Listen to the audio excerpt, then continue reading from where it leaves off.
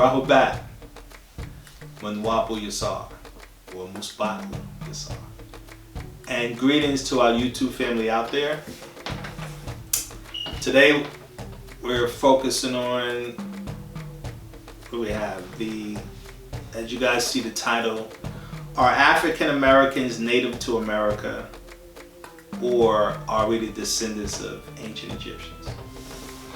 Now I just want to say, for all those who are new to our channel, who don't know who we are, first of all, my name is Peti Sina Tetu Urae, and I've been a 30-year long student teacher of the profound doctrine of the master teacher, known to us as Panabab Yananan, also known as Dr. Malachi Z.K. York. And I've been teaching and lecturing on what we call Nuwaupu, which is what he taught us, and that stands for sound right reasoning, which means our focus is being able to make reasonable decisions, sound and reasonable decisions, something that black people around the planet are not making today. And our ancestors used to make decisions based on sound right reasonability, which we call Nuwaupu or Nuwaupu. And this is something that the master teacher, Dr. Malachi Z.K. York, has been teaching us going back into the 60s. So you're talking about 50 years now that he's been teaching this information to us. And I'm also the director here for NoopooH and NoopooCC.com, and our goal is to get people interested in going to our website and to become members of NoopooCC.com, which is our own social engine, social media, similar to Facebook, but our focus there is about how to connect black people relationship-wise on an economic platform. That's the goal, is to connect us economically, simply because of the fact of we're suffering economically around the globe. And unless we relate to one another, unless we connect with one another, that problem is not going to get resolved. And so that's why we're pushing it for you guys to become members and support what we're doing. Now, for those who watched our lectures and those who may be new to our lecture, one of the things I do want to, I want to kind of put a disclaimer out there. We're not above making mistakes. We're not above making mistakes. That happens. And if we make a mistake, please do not hesitate to let us know. If we say something that's inaccurate and not correct, we're not above correcting those inaccuracies. So do not hesitate to do that. But I also want to say we have a lot of individuals that, well, it depends on the lecture, that will come on our site and make disagreeable comments. Now, our lectures are specifically designed for Nuwaupians worldwide, for students of the master teacher, simply because to try to help bring clarity to our doctrine, try to help bring clarity on principles that we teach. And our lectures for any and everyone around the globe who's interested in the information that we talk about. But at the same time, we're not here to debate. That's not our focus. That's not our interest. We don't have no problem exchanging data with individuals and exchanging concepts to try to get clarity on what we teach, why we teach certain things. And we're very interested in listening to other people and what they teach. But we're not into arguing, debating people. We're into trying to teach black people our origins, what we should be doing, given in the difficult times that we live in today. So that's what our focus is. Now, today's lecture, we want to focus on this subject matter because it's apparent, it's a very important subject matter. Let me just say that. The question is, are African Americans native to America, or are we the descendants of the ancient Egyptians? Being Nuwaupians, just straight up, we taught both. Okay? So being Nuwaupians, we taught both. Being students of the master teacher, Panabab Yananan, We taught both. In fact, he's taught us that our Egyptian origins, he's been teaching that to us since the 1960s, since the beginning. Because we always were identified as the Nubian Islamic Hebrew. And everyone knows that Nubians is another word, aka for Egyptian. Ancient Egyptians were Nubians. And so that's been a part of our doctrine now for half a century. And since 1992, we've been talking about we're also Native Americans. So for those who may not be familiar with that, we put out a book called Let's Set the Record Straight. Yeah, that's right. Yeah, we'll show you guys, see that book. And that book kind of focuses in on the subject matter of us being Native Americans. You have a picture here of the master teacher, is Chief Black Eagle. Black Thunderbird Eagle. And so, that was, we had a big powwow with Native American tribes in upstate New York back in 1992. 1992, with different Native American elders. So we did acknowledge our Native American heritage as black people.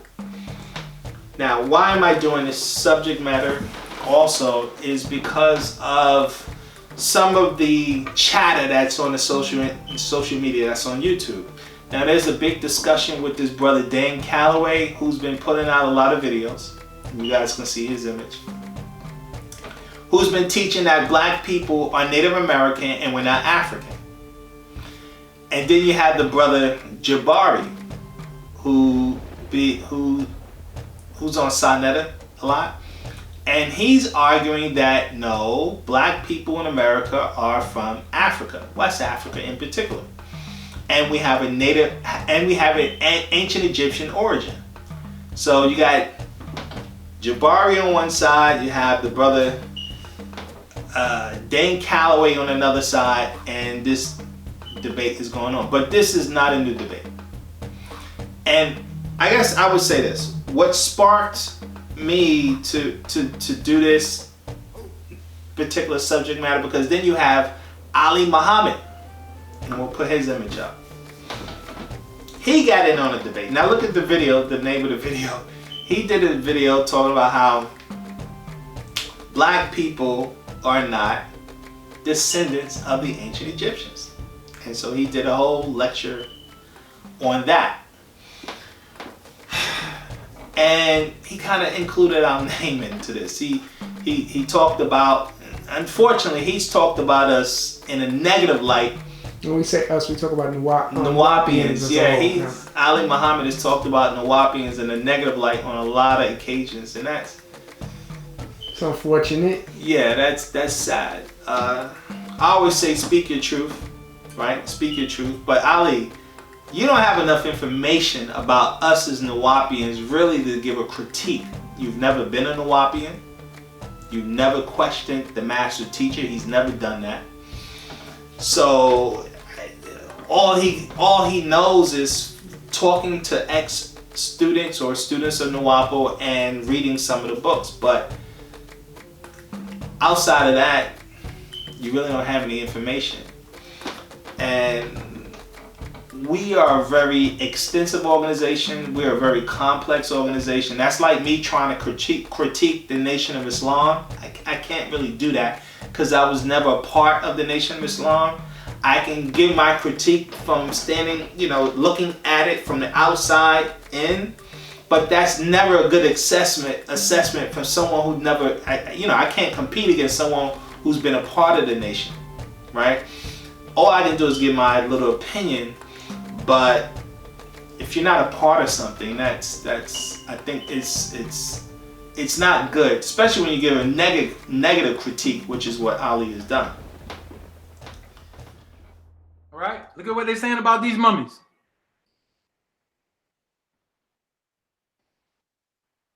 CNN, Inside Africa, DNA discovery reveals genetic history of ancient Egyptians by Thomas Page. Let's read it. Publishing its findings in Nature Communications, the study concluded that preserved remains found in Abu Sir el-Malik, Middle Egypt, were closest genetic relatives of Neolithic and Bronze Age populations from the Near East, Anatolia, and Eastern Mediterranean Europeans. You are not an Egyptian. You're not a Kimite, bruh. Now, what are you actually claiming, bruh? What are you actually claiming? You're confused. What are you claiming? You live in America. Most have ancestry in America. And when we start saying Aboriginal and Indigenous, you act like you don't know. The people in Africa are indigenous. They're not Africans. They're Maasai. They're Akan. All right? They're Fulani. These are ethnic groups. You can't go and change their name because you had Masonic, Afrocentric scholars teaching you who gave you an Egyptian fantasy. The Egyptian fantasy is purely Masonic. If it's not purely Masonic, prove I am wrong. And then look at all the weirdos. Look at the weirdos it produced. Dr. York, the super weirdo, the weirdest of them all. And then his children, Africa Bambaataa, who we thought was our brother, and he's a child molester. Weird genes, bro. Weird downloads. Metaphysical people who haven't built nothing for your community.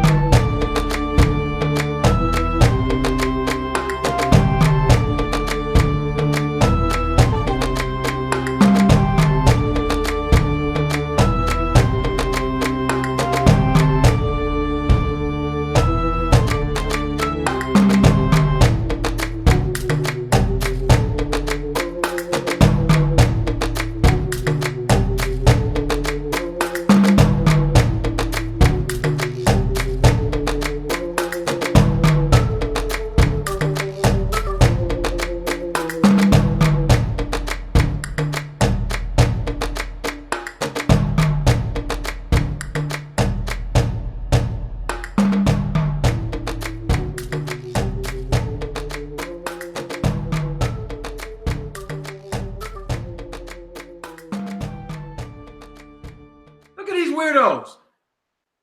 They're paying. Yo, you got these dudes. Who is going to give money to a dude who will paint mascara on his eye?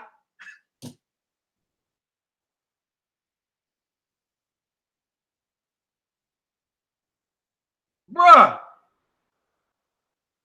My people bugged out, bruh. Like, are you kidding me? This is who y'all funding?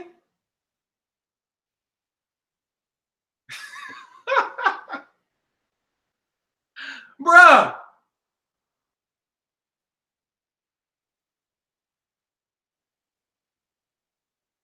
So what I'm trying to say is that the weird African stuff, the weird Hotep stuff does not give you a value system. It doesn't give you a value system. It doesn't give you a value system. It doesn't give you the culture. So now look, no disrespect to the Africans, but if you want to compare, there is no comparison. Like, you know how we say, oh, we say it and it's true. We can't claim mental superiority, but we can claim physical and genetic superiority over Europeans. Right? We can claim that. We can claim that. We can do the same with Africans. No disrespect. but they're not going to have what we have. Africa can't produce a Michael Jordan.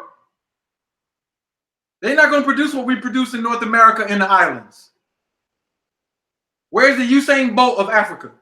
Where's the Michael Jordan of Africa? Where's the LeBron James of Africa? Shit, where's the Tiger Woods of Africa? All right. Music, I'm talking about things where we haven't been marginalized through education to falsify our consciousness, where we can still keep our intuitive mind somewhat, because we haven't built enough institutions in that to generate the intuitive minds, even though we did. All right, so let me get off of that for a minute, man, because y'all gonna start tripping. I'm just trying to say the Hotep gig is up, bro. Y'all, it's making weird people. It's really making, the energy of it is weird. Y'all can't see that? Look at these weirdos. I mean, they're weird, bro. So I guess it spawned me to want to address this subject matter. Plus, it's a subject matter that Black people have been talking about almost 200 years, 150 years.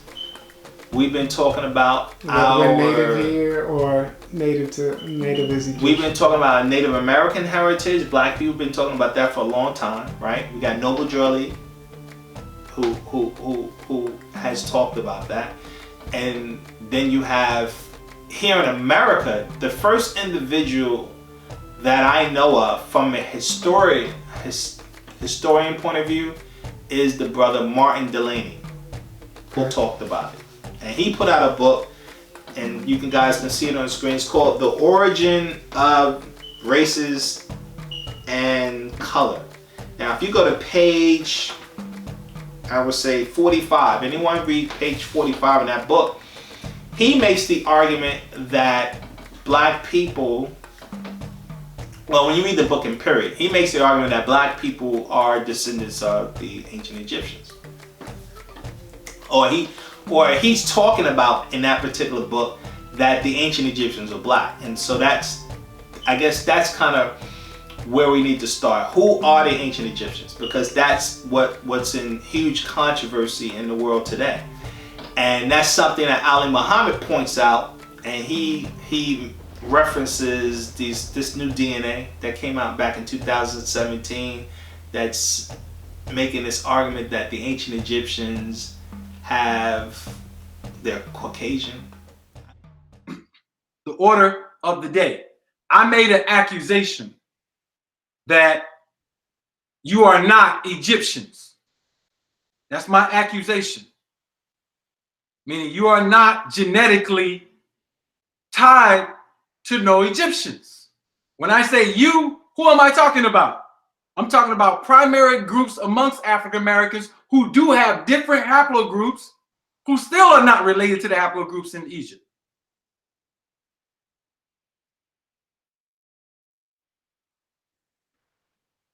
All right, this is a recent article, all right, May 30th, 2017. All right, so we got a 1.5 year gap. This is not some old article from the year 2000. DNA from ancient Egyptian mummies reveals their ancestry. All right, so Max Planck Institute. Now let's go back to this. That's who's feeding you your data. So don't get mad when they feed you data that you don't like. You cool with it when it meets your philosophy. But when it don't meet your philosophy and they change up on you, the reason why they could do that is because all this time you had all this Afrocentricity, Hotepism, your ass ain't built nothing. Nothing. How long y'all been talking about genetics? Nothing. You haven't built nothing. And the psychology that's driving behind that wasn't authentic and from you, your ancestors, or nobody else anyway. It was controlled by white people. That's why you're not going to do nothing with it. And gatekeepers, the Negro peons. All right, so let's go back. this is them talking, for the Science of Human History and the University of Tübingen in Germany, managed to plug some of those genetic gaps.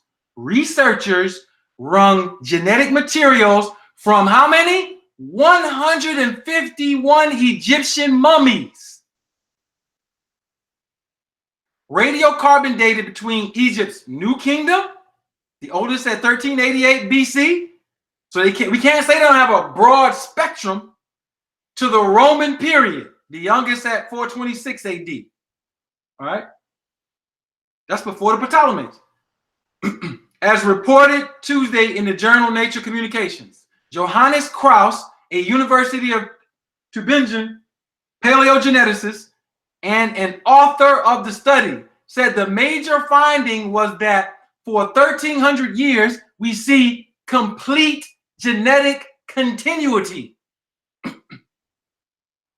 Despite repeated conquest of Egypt by Alexander the Great, Greeks, Romans, Arabs, and Assyrians, the list goes on, ancient Egyptians showed little genetic change. The other big surprise, Krauss said, was we didn't find much sub-Saharan African ancestry.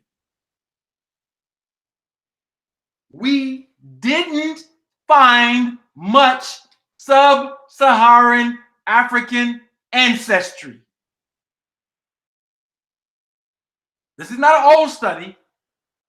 This is a composite study for your Hotep and ass. Almost 1,000 years and 151 mummies. Now, it doesn't mean they didn't find some.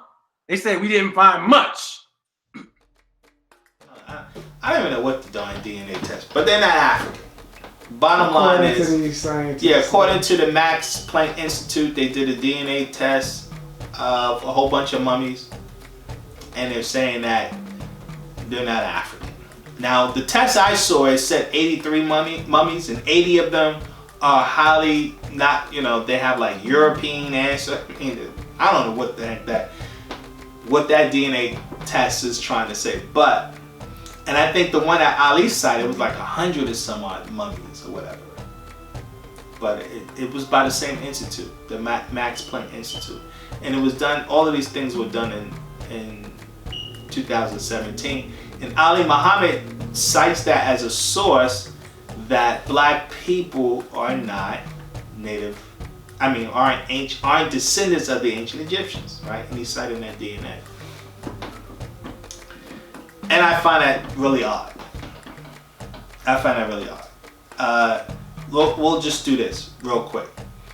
Listen to native Egyptians themselves say who they are. And we'll play that clip.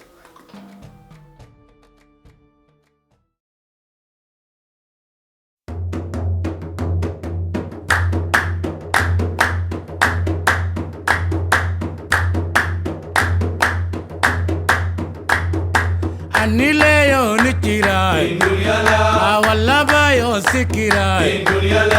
Anileo nikirai, awalaba yo sikirai.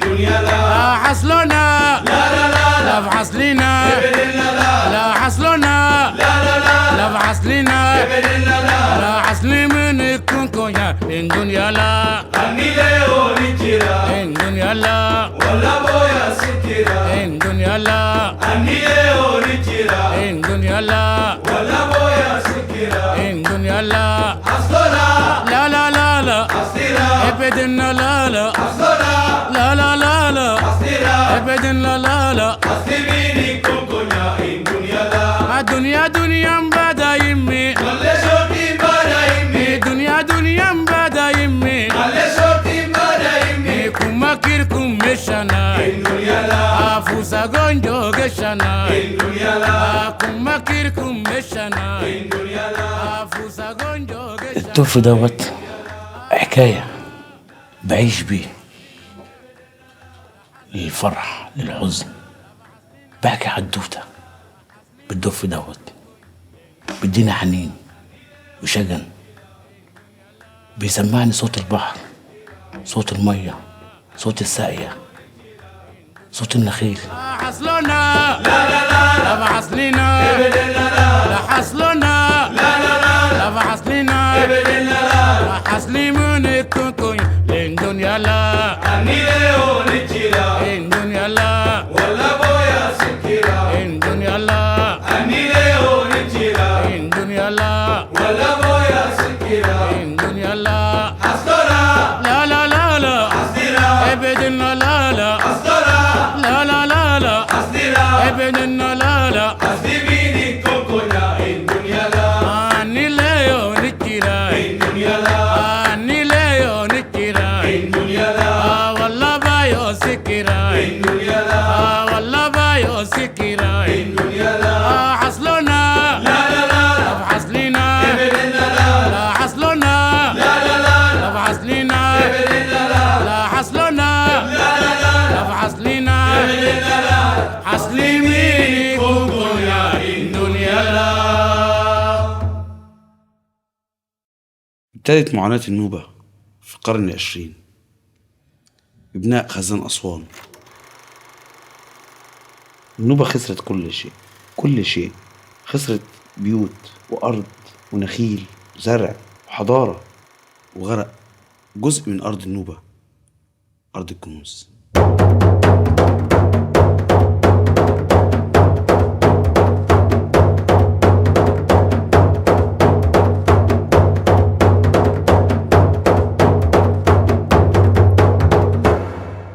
في التوقيت اللي اهتمت فيه اليونسكو بنقل المعابد والآثار النوبية، اهتمت إنها فعلا تجمع حضارة النوبة وتراثنا يتحط على كمعابد ويتنقل كمعابد بطريقة سليمة. وللأسف هم حتى ما كملوش ده، هم طلعوا ربع الآثار والثلاث أرباع كان تحت البحيرة. هاجرت وسبت بلدي، سبت النخيل، سبت الآثار، سبت وطني، سبت نخيلي. كان في تجاهل تام للحكومة المصرية وتهميش تام للنوبيين وعن تعويضهم في أراضيهم وأراضي أجدادهم وبيوتهم ونخلهم وزرعهم.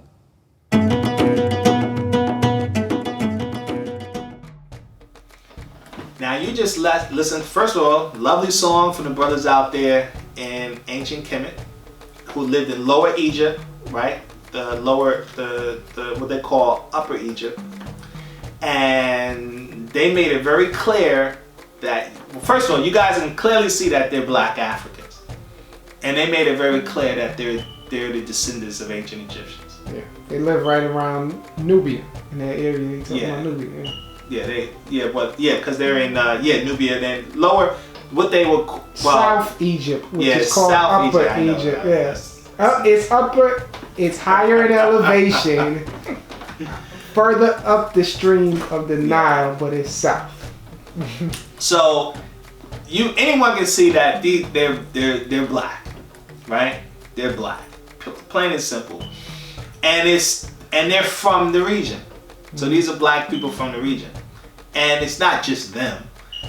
You have numerous natives, people that live in Egypt that understands that they're of African origin. That's not some mystery. You have this guy Mustafa Gadala. He wrote a book called, and you can see that up on the screen, Exile Egyptians. He's a native-born Egyptian, and he makes it clear that yes, the ancient Egyptians were African. So anyone who chooses to read that book can clearly see that this is a native Egyptian. That's the point. He lives there, and he identifies with the fact that yes, the ancient Egyptians were African. Voila, right? No biggie. So I don't know what the Max Planck Institute. I don't know. Because it reminds me, is that they're the ones responsible for that Neanderthal, the Caucasian looking Nefertiti bust, that all look, See, that's the problem. I mean, first of all, they did a DNA test back in 2012. Mm-hmm. DNA Tribes was the company called DNA Tribes, right? I think that's their name. We'll put it up for you guys. And this was from the mummies of the 18th dynasty. I think they did took Amun DNA, his father, Akhenaten, all of them, whatever, and they said they were African in that particular DNA test. That they were African, Southern African to be exact. So, because they're like Max Planck people from Max Planck Institute say, well, that test wasn't really that good and blah. You know, so we had to retest and whatever. The facts should be uncontroversial about the origin of the ancient Egyptians. It should be. I don't even know why this is even a discussion. Why a brother like Ali Muhammad even bring a subject up, bring that up as a discussion. Look at the artifacts. You have Namur. You see his image. Now he's supposed to be the first ruler, what they call pharaoh of ancient Kemet, who united. And this is going back 5,000 years. Now anyone can see that the brother he's an African. Right. Then you look at Doza, Joseph, right? Or some say Zoza. You can see his features. He's an African, later. Right? He's in the 3rd dynasty. Then you go to the 4th dynasty. You have Khufu. You can see his features. You can clearly see he's an African, right? Then you have, I think you have Sesostris. You put his up. You have, let's see, you have Huni, another pharaoh. Put him up. Pepi, another pharaoh. Put him up. Let's see, who else we have? We always talk about Mentuhotep. You have Mentuhotep. The Middle Kingdom, 11th dynasty. Yeah, that's the 11th dynasty. Put him up. And look at that complexion, right? Well, they'll say that he's black because of... Yeah, that ain't what you see. Black means the land that represents they'll say the land, whatever. Yeah. But you can see his features. Yeah. Right? And someone who looks African in Africa. All these individuals have African features and just happen to live in Africa. That's right. We said when we talk again, we're going to start putting up the map. So when we talk, it's like, because they try to also tell us that Egypt ain't in Africa. Yeah, that's whatever. Whatever. Right. So what else? You have, let's see, 18th dynasty, Amenhotep. Yeah. Amenhotep the third. Yeah. Look at his features. Right. Come on. And then look at his wife. Yeah. His wife. Big old afro. Big old afro. Look at her features. Yeah. You want to clearly see that she's African. My goodness. And then Akhenaten, supposed to be their child. You can clearly see that that's a brother. Yeah, that's on lips, right? African features in Africa. Yeah. Right? Then you have his son. Well, no, we say his mate, right? Nefertiti. Yeah, Nefertiti. Look at her features. Yeah. And then we were talking about the bust, the body bust, them hips and them thighs. That's yeah, their children. Look at their children. Yeah. Look at their features. And their son, Amun. Yeah. Look at his features. And then you see the natural bust, what he's naturally supposed to look like, according to them. So they have African-looking features. They live in Africa. No different than any African American or any African in Africa. Because as black people, our features range. I mean, our features range from a Lena Horne, who can pass for white, but she's black in America, but she'd be Caucasian in Egypt. That's how the standards go, right? Because Lena Horne or Beyonce, she's black in America, but by the standards they use, she would be considered Caucasian if she was in ancient Egypt.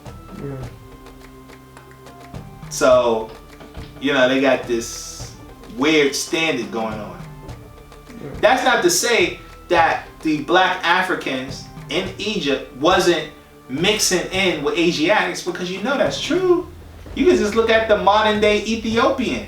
The modern day Ethiopian didn't look like that 3,000 years ago. Yeah. The way the Ethiopians look today. Or the Somalians. When you look at a Somalian today, that's not what he looked like 4,000 years ago. You can clearly see that when you look at, when they have the image of the Nubians, what they call Nubians, right? And Kemet. You can see the distinction and the features of the African features of those brothers versus some of the Egyptians, like Ramses. He has more alkaline features. So you know they was mixing in. So no one's debating that. But to sit there and try to make an argument that the Egyptians weren't black when their artwork clearly shows that they're painting and carving themselves as African. Just look at the natives, just native Egyptians, all of the images of their women. Look at the different Egyptian sisters. These are the natives. Look at the people. These are the men. Look at their hairstyle. Brothers have twists. So anyone can clearly see that the Egyptians are black Africans. So I don't know why Ali Muhammad would even begin to, come on, man. He knows about how tricky Caucasian people are when it comes to deception. I'm like, come on. Listen, I can't speak for their DNA test. I don't know what that is. I don't know what that's supposed to say. I know this. I know that we've been at war with Caucasians on this whole thing. Is Egypt black or white? And we'll get into that because that's an important subject matter. That's a war. We know that's a fight. And Ali, he wants to brush it off as non-important and say we need to focus on our Native American history and origin, which I have no problem with that. But at the same time, Egypt is a black nation. So that's step one. Let's just deal with that reality. Egypt is a black nation. All of the ancients said it. The Greeks who took over Egypt, Alexander the Greek, took over Egypt. Their scholars said Egypt was a black African nation. The people were black. That's plain as day. And you know what's funny? These darn DNA tests that say that the Egyptians are Caucasian be saying things like they're Eastern European, right? Or Southeastern European, some ridiculousness they claim, which is the Greeks. The Greeks, yeah. You know, or the Romans. They knew they wasn't Egyptian. The Greeks knew they knew they wasn't Egyptian. So I like to know what Europeans are they talking about that came from Europe and migrated over into North Africa. Not to mention, even when you say that, Southern European, the most Southern European you can get is Sicilian. And everybody knows about how dark the Sicilians are. That Roman. So I'm like, come on, you can swim there from Africa. So whatever. They make it seem like Africans didn't travel. Yeah. But it is what it is. Point being is that there's undeniable evidence that Egypt is a black African country. It's in Africa, and it's nothing but Africans who have African black features. I mean, that's just that there's this. I don't get it. So I don't even know why that's an argument. But let me just say this, and this is something that Sheikh Anta Diop brought up. In that whole question, when when you look at this artwork this is in the tomb of Ramses, I believe. Now you see how the Egyptians they painted themselves. So you have the Egyptian, and then you have the black African, so-called, and they both the same image. So you have the Egyptians who lived in North Africa. And then you have the rest of the Africans that lived in southern part of Africa. And you can see it's the same exact image. And then you have like the Asiatics, or what I guess one's supposed to be Asiatics and one was supposed to be Caucasian, because there's 4 ethnic groups there. Well, no, really 3 ethnic groups. Because the Egyptians painted themselves just like the other southern Africans. No different. So here's my point. When you look at the nation right below Egypt, that was called, well, they call it today Nubia, or today it's called Sudan, and they'll say Nubia. And at the time it was called Monroe or Kerma, right? They had the same culture. They are doing archaeological research right now And they call it cultural entanglement because what they're seeing is that the so-called Nubians and the Egyptians cohabitated together. And they cohabitated in such a way that they had the same cultural ideals.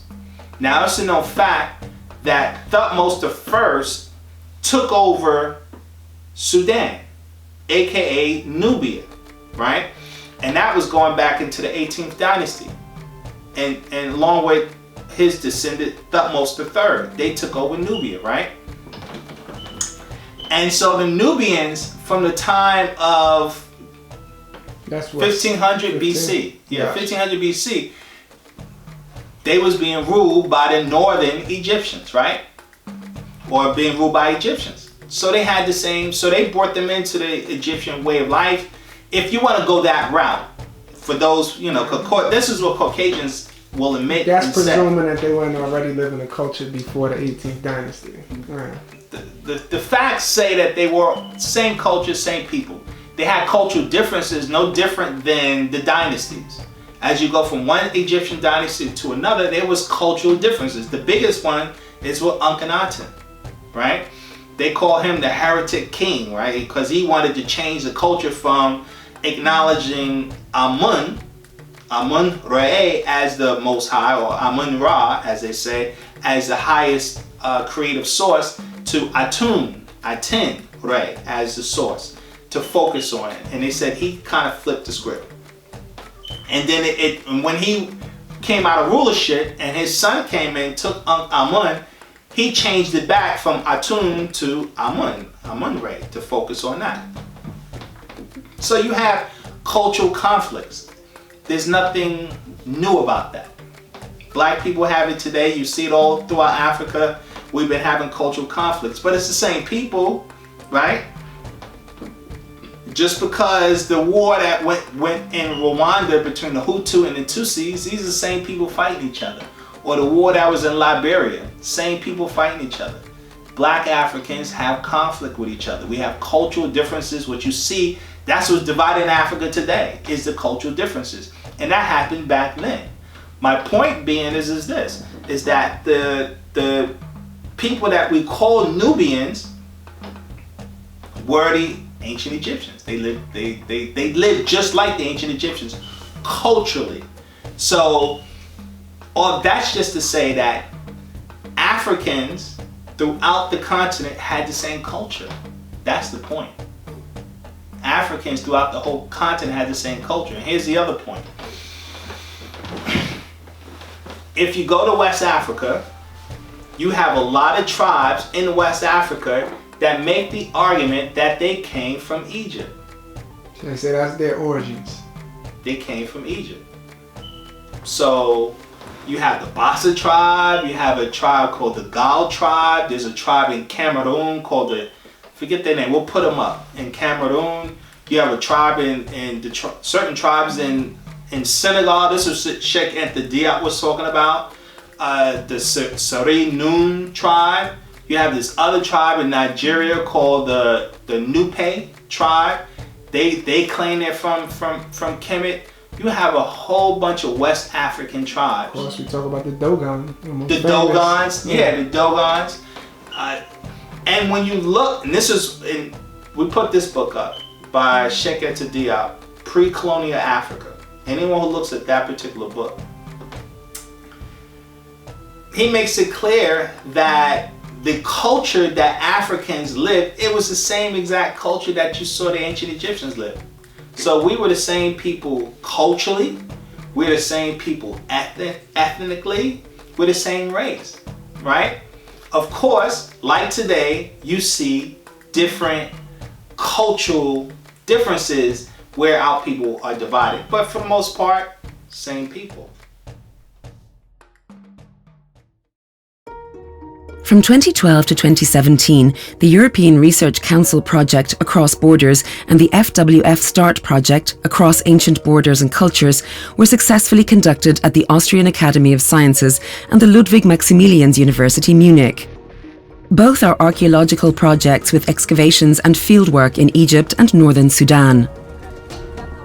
Remains of settlements from the 2nd millennium BCE were investigated in diverse cultural settings, situated across ancient borders and cultures. Within the core land of Egypt, in the border region of Egypt, and in foreign territory, modern northern Sudan, ancient Nubia. The focus was on the site of Sai in northern Sudan. The 66 square kilometre large island lies opposite of the modern town of Abri, where the Nile makes a prominent turn. It was an important settlement site since the Stone Ages and was continuously occupied. Within the region of Upper Nubia, Sai can be regarded as one of the most important examples for Egyptian settlement policy during the New Kingdom, especially because of its Egyptian temple town and adjacent pyramid cemeteries. The town was founded around 1530 BCE and was contemporaneously settled like the other New Kingdom sites located in Egypt, Abydos and Elephantine, which were also investigated within the project. Prior to the Across Borders project, no attempt had been made to directly compare these sites and to explain the large correspondence of their archaeological remains, despite their diverse environmental and cultural preconditions. This is in particular of interest since textual sources tell us that some persons of the Egyptian administration were living both at Sai and at Elephantine for a certain period of time. The Across Borders project wants to provide, for the first time, answers to crucial questions concerning the living conditions, the quality of living, and the infrastructure in an Egyptian settlement far away from home. In addition to the reconstruction of daily life at Sai, the focus lies on the encounter of diverse cultures, in this case Egyptians and Nubians. Interdisciplinary approaches such as the study of provenience of ceramics and geological studies allow fresh insights into the living conditions in Nubia in direct comparison to Egypt.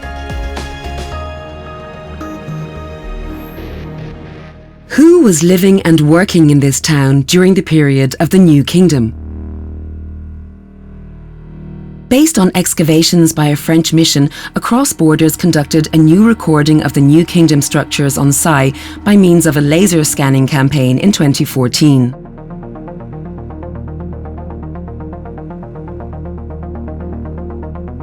Ingrid Adenstedt, architect and collaborator of the FWF project, proposed a new 3D reconstruction of the area based on the laser scan. Her monograph was published in 2016 and enables a detailed evaluation of Sai with other settlements in Nubia and Egypt. Important evidence regarding the structure of the town, its architecture and finds came from the excavation area Sav 1 North.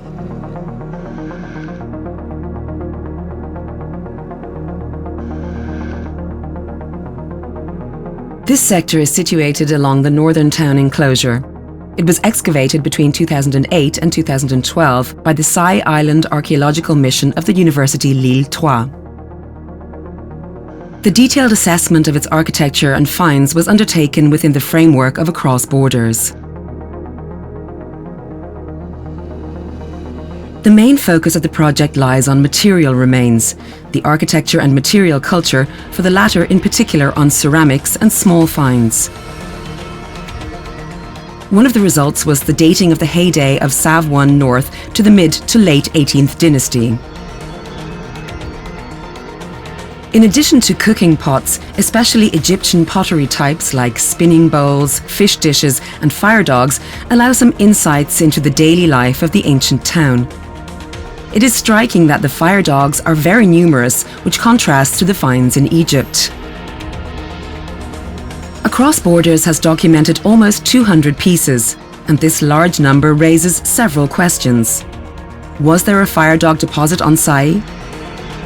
Or were fire dogs used in other functions, maybe for the production process of materials, thus explaining their high number? We tried to answer some of these questions by means of experimental archaeology.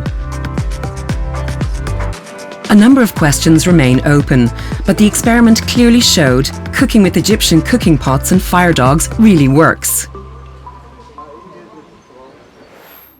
For precise assessments about the people in New Kingdom Sai, data from tombs and human remains are necessary. Therefore, Across Borders also worked in the cemetery of the Egyptian town. A new tomb, Tomb 26, was discovered in 2015. Excavation in this tomb was completed in 2017, unearthing some spectacular findings.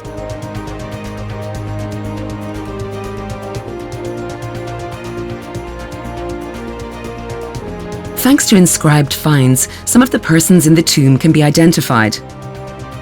The chief goldsmith Nubuorg was buried here with his wife. It is very likely that other family members were also laid to rest in Tomb 26. At present, strontium and DNA analyses are ongoing, which will provide data for the most crucial question. Were the people buried in Tomb 26 native or non-native to Sai? Despite the fact that all persons are buried in Egyptian style, this might also be the result of a high degree of acculturation. They were all occupants of an Egyptian town, irrespective of whether they were actually born in Egypt.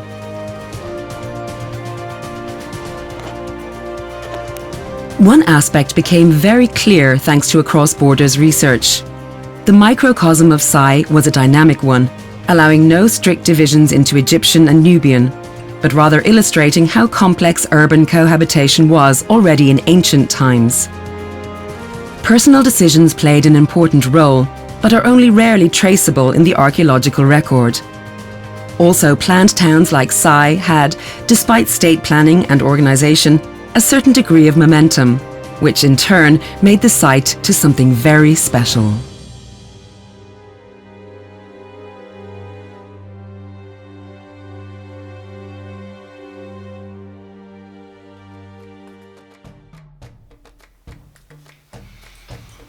So, African people, whether you live in West Africa, whether you live in East Africa, the cultures are the same. The cultures are the same. It was in Kemet. One of the things, like, when you look at the original, the beginning tribes, like the Nama, we talked about Menes before, right? The burials that they had, the burial rituals are the same as Africans. In fact, if you look at the movie Shaka Zulu, and now today people say it's kind of cruel because when the ruler would pass, they would bury his servants with him. It was an African tradition. And Egyptians did the same thing in the very beginning. They changed that custom from having the servants buried with the ruler to adding what they call the statuettes. We call this the shawapti? Yeah, the shawapti. They would add that instead of having an actual human being bury. The Egyptians stopped doing that, but the Africans were still doing it. The brothers in the southern part of Africa, rather than the northern part of the Egyptians. Point is, there's so many cultural, how can I say, similarities. Not similarities, the same thing. The same cultural concepts that you'll see between the Egyptians and all the other Africans. And it's been documented. Which is why you have Sheikh Anta Diop, who's from Senegal, West Africa, and then you have one of his proteges, which is Theophilo Benga. He's from the Congo. He's from East Africa. They don't have no conflict on that reality. That the culture, that's what Theophilo Benga has been making it clear. That the culture, the Africans, Egyptians are the same. Now, getting back to us here, which is one of the arguments here, but are Black people here in America. Yeah, how do us in the West fit into that? Well, it's simple. Now, Ali Muhammad may want to discard this. I don't know why, but just about every Black person in America who does a DNA test, it pops up saying that their ancestry comes from West Africa or Central Africa. So, if we come from Central Africa, or if we come from West Africa, and a whole bunch of West Africans are saying they come from Kemet, and they came from the East, migrated over, I think that's a no-brainer. Not to mention that the Egyptian and the rest of the Africans all have the same culture. So where is the argument here? Where's the argument? I don't think that's a far-fetched argument for Black people to identify with this culture when we all had pretty much had the same culture. This is what the scholars say, the facts say it. So when Caucasians come in, listen, they're gonna continue to say that the Egyptians are white. And there's a reason for that. Okay? Just like the movie say it. Yeah, the gods, you got the gods of Egypt, right? You got the Prince of Egypt. Yeah, the mummy movies. Yeah, you got the mummy movies. Imhotep is a demon. Exactly. They're continuously going to trash our image, our culture, just like they do over here. You know, who would have thought? They destroy us and our reputation and culture in the West, same way they do in the East, right? I mean, it's and more and more lies. You know? So, yes, that's the connection, and there's so much more proof to it, right?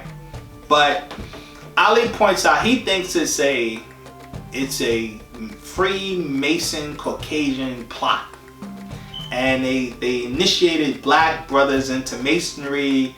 What, to get black people to think that they're from Egypt? I don't understand. I don't understand the argument because he cites, Dr. Ben. He was a Mason or a Shriner, and I'm sure that I think that brother Martin Delaney that I quoted. I think he sounded like a Mason. Okay. When you read some of the things he said, he was taught by Caucasians, so that's the book is pretty clear about that. Now, I'm digging at something on many different levels. That's the data. You can go argue with them. I'm digging at your clout chasing ass, your low self-esteem, love white supremacy, want to be something that you're not, wearing ass. And I'm only driving at you because I know you. Most of you are Masons, right? Because I'm about to get into this African thing where y'all got all this Egyptian stuff from anywhere. Where did this start at? All right, so we go through slavery, we lose our identity. Everybody didn't lose their identity. But we coming through Reconstruction, post 1865 period. I'm gonna come back to that citizenship thing. Don't worry, I'm coming back. So we're going through Reconstruction. Where did we get the idea of either we are Egyptians or we like Egyptian culture so much that let's just make it our own religion? Where do we get that? Where do we get that from? Well, some of the Afrocentric drug heads will tell you Dr. Ben was the founder of this. Dr. Ben, Joe Cannon, Dr. Ben. Okay. Dr. Ben. Where did Dr. Ben get all this Egyptian stuff from anyway? Brother, don't you disrespect Dr. Ben. That's your elder, not mine. That's your elder, not mine. Now let me give another caveat. For those of you looking for the plush diplomacy that you might get from Barack Obama or Minister Farrakhan or Jesse Jackson, Al Sharpton, Michelle Obama, Henry Louis Gates, sorry, you're in the wrong space. And that's cool. So carry on. Where did Dr. Ben get this from? If Dr. Ben is the founder, we know that other people before him were bringing this Egyptian thing, right? So I'm going to walk you right down into what I know, not what I'm speculating on, what I know, where there's evidence of. Where did he get this thought? Let's give them Egyptian stuff. And this African and Egyptian stuff. Where did he get that from? And why do these people want us identifying with that? I'm telling you, it's for one thing. It's for pseudo progress. But I'm going to walk you through it. Don't get upset. What I'm about to show. Please don't get upset. Well, actually, you're going to get upset anyway. I don't care. You can get upset if you want. You can get upset if you want.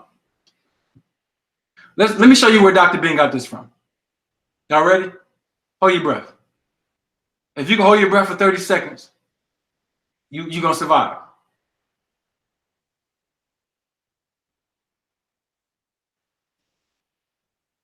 All right, I'm getting to my point.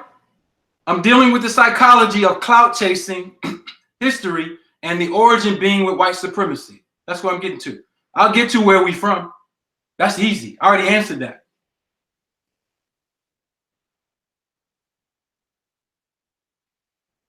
There we go. Where did Dr. Ben get this from? That's where he got it from right there. Okay. So for those of you who are not familiar with what you are looking at is Shriners. Shriners. And this is not conspiracy theory. I'm a very practical person. I don't deal with conspiracy theories. I deal with information, and I can walk you into where the source of the information. Shriners, 33rd degree Shriners, these are auxiliary degrees of Masonry after the 3rd degree. So what we know about Dr. Ben is that he was a Shriner, which means he was a Prince Hall Mason. And in the lore of Black Masonry, which is a bastard child of white Masonry, in the lore and the history, there is the fascination with ancient Egypt. But as you see, that sword and that crescent with the sword through it says that they are sworn to secrets. And I will show you based on Anderson's Constitution, which they follow by law as Masons, that they are sworn to secrecy. Sorry, they're sworn to secrecy. Things that they don't talk about to you, agendas that they have that you don't know. And they get benefits because of those things. Now, Dr. Ben, Prince Hall Mason, Dr. Ben Shriner, many others. I'm just using him as because y'all give him so much attention. So, doesn't mean he didn't give some good information. Doesn't mean some of his books might not be good for people who have no access at the time. But I am telling you now, you are wasting your time reading books by Dr. Ben. You can make them museum mementos. But for information and practical application, you're wasting your time. So it's not that Ali is far-fetched in some of the arguments that he's making, but the evidence of Egypt being a Black African nation is undeniable. The evidence is just overwhelming. Just like with Ali, he has to argue that, they do not want to admit that the Olmecs from South America are African. They will lie up and down to this very day that the Olmecs are not African. Yeah, you can look at them lips and the noses, all the features, and then see the woolly braids on the back of their head and be like, nah, they ain't Black. Yeah, that's not Black. That's not what you're seeing. So why cite the Caucasian when we know that they're not honest, they're disingenuous? You know that. He knows that. So he's dogging us out. He's dogging the Nuwaupians out, calling us weird and crazy for us identifying with being descendants of the ancient Egyptians, when this is just a simple fact. This is not belief. This is a fact. I don't know what's the argument here. These are facts that our people are all connected to. We were one people. And that's the main thing. We were one people, and that's a whole nother discussion. I know Ali, one of the things he talked about is we're not one people. I'm not gonna go into that because that's a whole nother discussion. But we're one people. Now, as far as the Native American, let me just say this. We, right, my family, we have ties to that reality. And that's something that Ali Muhammad did bring up. And he's right. There's a lot of black people here in the United States who will argue that our ancestry is of Native American. It's not from Africa. Yeah, we didn't come over. We wasn't brought over on ships. A lot. We as Nuwaupians have taught that. We as the master teachers taught that 14% of us probably came here on slave ships. Yeah, he argued 85% of us was already here, indigenous to this land. People have to begin to realize here that you're all Native Americans and that Africans, a lot of it was a myth. Not all of it. There are Africans here, but the majority of y'all are not Africans. You're Native Americans. You are here. This is your country. And they would like to make you think that everybody came from Africa so that they can solve it with the Emancipation Proclamation, pass bills like affirmative action, and then remove them whenever they feel like.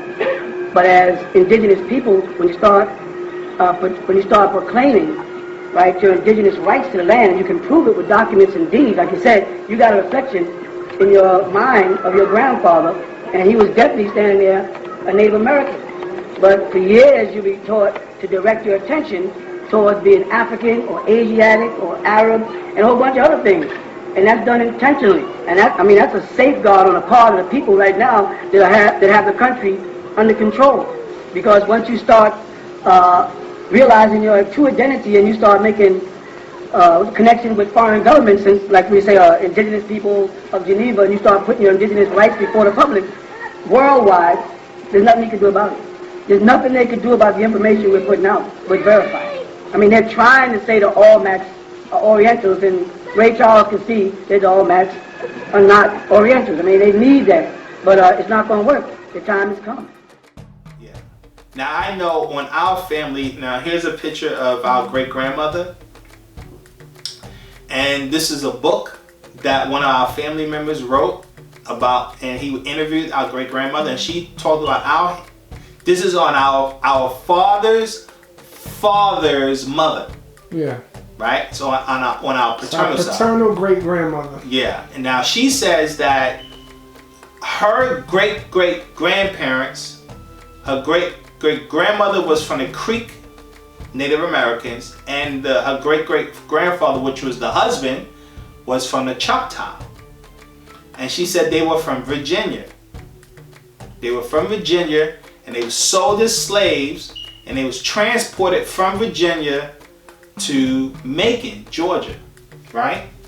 So he was Creek, she was Creek, which would be my great-great-great-grandmother. And my great-great-great-grandfather, he was of the Choctaw, and they were married, they were a couple, and they were sold as slaves in Virginia. And the family member wrote the book. And so that's my father's mother side. And so we have Native American ancestry. And then my father's mother. Now here's a picture of my father's mother. Now you can see this photo of her. You can kind of see the Native American now. You can see when she's young and look at her features, and then you can see her as an elder. And you look at her features. You even have she's holding you. Yeah, she's holding me. She has the hairstyle. It's funny. Yeah. Holding you. And she's from Louisiana, and she's from a Native American tribe. Yeah. Both her parents, and we'll put up the name. I forget the name. We'll put up the name of their tribe. She's from Louisiana, Franklin, Louisiana, and she's Native American. Now this is on ours father's side. Yeah. Right? Both sides. Yeah. And so, yes, we do have Native American ancestry. No, there's no denying that. But are we going to deny the DNA test also? That says that African Americans have West African DNA. What says what? We're the same people, must right? Be the same people. Right. So somehow, some way, black people that was in Africa came to America prior to Christopher Columbus. Now that's not a far-fetched argument to make. No, there's a lot of documents to support that. And ain't that what we teach? That we was already here. Yeah. We was already here. They even go into the traveler aspect with you want to talk about that? Mansa Musa's brother? Yeah. Abu Bakari. That particular story, that those brothers from West Africa came to the Americas. Now, Ali don't deny that. He doesn't deny that. Nor do we deny the Olmecs already being here and being here for eons. But I think what Ali is doing is mixing our ancient history with our more contemporary history within the last 6,000 years. I think that's probably, you gotta walk a fine line with that. Okay. Because when you start talking about our ancient history, where he goes into Mu and Atlantis, and I'm with you on that. As Nuwaupians, we taught about that. But the history that you, and I only say this because the history that you're learning about, even on the continent in Africa, we're not getting the real story. People, we're not getting the real story, the whole story. That's why you got that white boy, Michael Tillinger, running around South Africa talking about, there's artifacts in South Hundreds Africa. Of thousands of years. He's like 250,000 years, even older. Yeah. So, and it's not being excavated.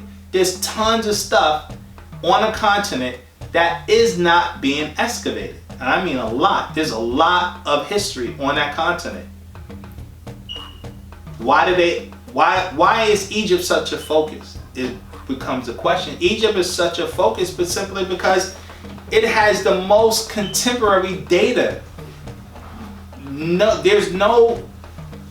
I guess, far as ancient culture, has the most data on what a people did, how they did it, the way they did it, why they did it. Yeah, so we're saying this is the most visible and highly recorded of all of the ancient civilizations. And then it's visibly black African. So why attack us for identifying with an African civilization that anyone can clearly see was extremely advanced, extraordinarily an excellent culture?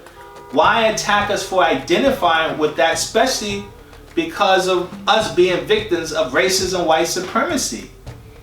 You know what the effects, people know what the effects of racism, white supremacy have done to us, to give us a low self-esteem around the globe, acting as if black people did nothing but swing on trees, ate bananas, and had to wait for the white man to come enlighten us, which is what they love to teach. We know that's a lie. We know that's not facts. And Egypt, Kemet, is the most obvious evidence of that nasty lie that black people believe. They believe this white supremacist lie. I'm telling you, there's not 2 cents worth of difference between a mass murderer, there's not 2 cents of difference between a petty thief that's locked away in prison than a black doctor when it comes to understanding the world. Listen, you listen to me. We got to deal with this. And we need to begin to acknowledge it, talk about it, ask God to help us, because only God can help black people where they are. Black people had Africa, that big old continent over there. They never built one boat that was seaworthy, not one. There's not one monument in Africa, in all of Africa. I know you're talking about Egypt. Egypt is not Africa. There are no great cities that were built. Even before the first colonization of white people coming to the shores of Africa or the slave ships, black men built nothing. No sewer system, no houses above one level, and none of them made out of stone. All of them made out of grass and wood. Black men, before the white man ever got to Africa. The worst thing that could ever happen to South Africa was when they gave it to Nelson Mandela and black folk. That was a great nation. Now, notwithstanding apartheid was wrong, we all know it's wrong. I'm against it. There should have been some other resolution, though, than turning it over to Nelson Mandela. Disease, AIDS, and crime is running wild in Johannesburg. They're killing one another over there. They're dying of sickness. The government is mismanaged. The people who ran the nation are now leaving the nation because black folk don't know how to run no nation. This is why Kemet is so important. It's not to negate our Native American ancestry, but that's still being uncovered to this day. And that's a debate in itself for us to look at. What we're talking about is signs of our greatness. That's the key. We are a great people. We've always been a great people. But we've been at war with others telling us that we're not great. Now,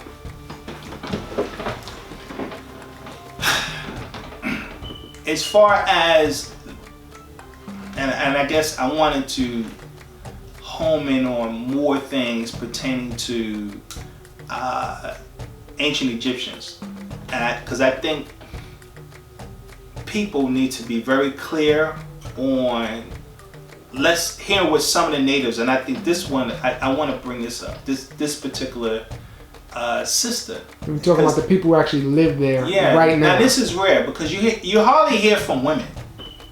Right. That's one thing, right? And this is a native Egyptian female who's talking about this same subject matter. And I want people to hear this because I think it's also important to home in on this particular point. So guys, listen to this sister and see what she has to say about what she thinks about origins. After the Egyptian Revolution of 2011, as an Egyptian, I do not see that the Egyptian situation is improving at all. In fact, I see that it is declining. Now, the Egyptian situation has had a negative and direct impact in my life and my family life. Someone born and raised in Egypt, this is my experience. And because of how I feel about the Egyptian nation and the tremendous anger that I have towards this nation and the way it operates, I have decided finally to research the root of this issue. Yes, everything that happens has a root. So it is important to look at what is happening now and then look at where this is coming from. Well, I read many books. I read the Bible. This is an Arabic Bible. I read the Quran, Al-Karim. I read so many books. But I decided to start researching Egypt because the Bible talks a lot about Egypt. So I will read to you two brief statements from the scriptures. Starting with King James Bible version, the book of Genesis, chapter 9 and verse 18 says, "And the sons of Noah that went forth of the ark were Shem and Ham and Japheth." Moving on to Genesis chapter 10 and verse 6, it says, "And the sons of Ham, Cush and Mizraim and Phut and Canaan." So the sons of Ham are Cush. Cush is the nation of Ethiopia. Mizraim is the nation of what you all call Egypt, but we until this day call ourselves Misri'in. In Hebrew, it is Misraim. Phut is the nation of Libya. Canaan, the nation of Canaan. Now, I decided to go a step further and look up the word Ham in the Zondervan Bible Dictionary. And the definition of Ham is warm, hot, and hence the south. Also an Egyptian word meaning black, black, black. The youngest son of Noah. So, with that said, I read to you 3 factual resources, and I have breaking news to all of you out there who want to say that the Egyptian people are white. In America, the white people, yes, the white people, descendants of Europeans, claim that Egyptians are white people.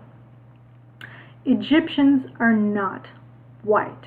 They are black. Now, there are also Egyptians out there, many Egyptians that are Christians and Coptics especially, run around and say that Egyptians are white. To you also, I want to say that Egyptians are black. Egyptians are not white. Now, you could look at me and say, well, you're not black. Right, I'm not black, but I'm not white. I have been mixed. I am a descendant of mixed Egyptians, mixed with European colonizers. But in the sun, I do not burn. I do not get red. I turn darker and darker and darker.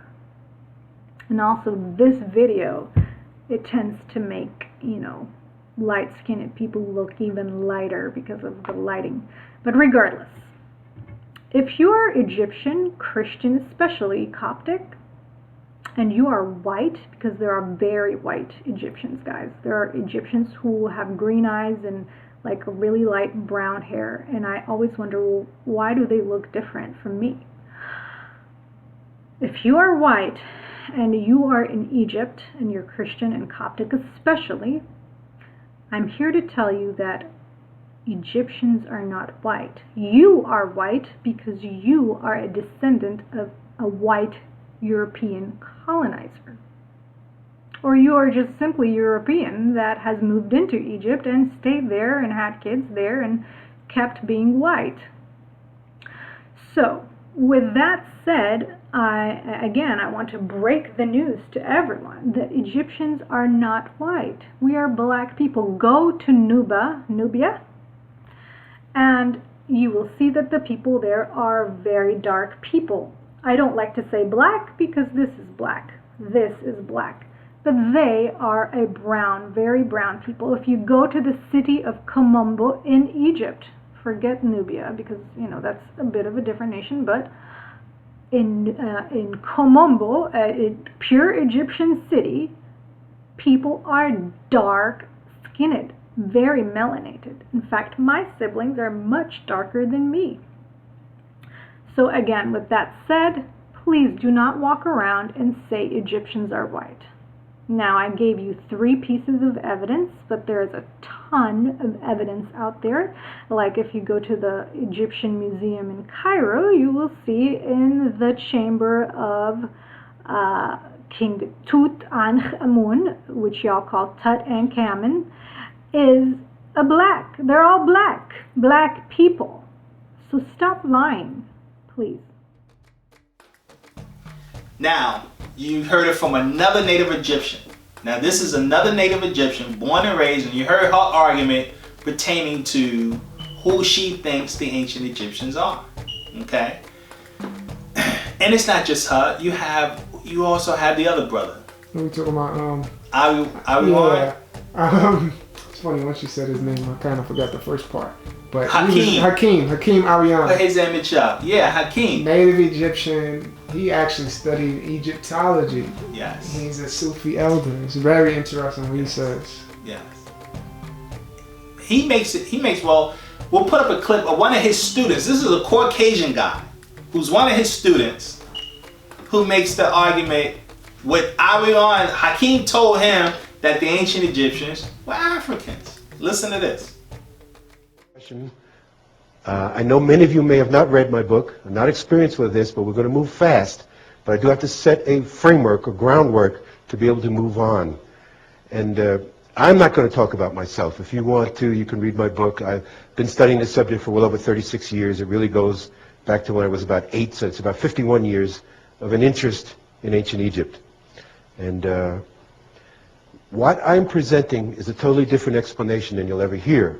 As Chris described, saying that, and we have a wonderful relationship, Chris and I. We're great friends and colleagues. We're both directors of research of the Great Pyramid of Giza Research Association, which is one word, gizapyramid.com. I recommend you all go to the site. We have a group of international scientists, a wonderful group of people involved. And Chris and I are both directors of research. And I love to work with him. As he said, we've been in Egypt twice together. It's our second conference we just did. And I'm going to be leading the tour again next year. So before I'm finished, I'll make sure I'll let you know about that. And it's just great. We come from a totally different background, but we're coming to similar conclusions. And when we spoke, we were together in Laughlin, Nevada in 1998 at the International UFO Congress, and I spoke after Chris. And when I came on, I said, well, welcome to Chris Dunn Part 2. And everybody laughed. And it's really simple. Now we're going to do Chris Dunn Part 1A, because our work really dovetails. He is not interested in who and when the Great Pyramid was built. He's interested in the how and the why. Well, it's good that I go before him, because I will present the who and possibly the when, and set a cultural framework for what he's going to talk about, this idea of advanced machining. And how I came to this was through my long research into the field of academic Egyptology, and realizing that didn't sit the bill, the questions weren't answered by academic Egyptologists. I went into the metaphysical aspect of it.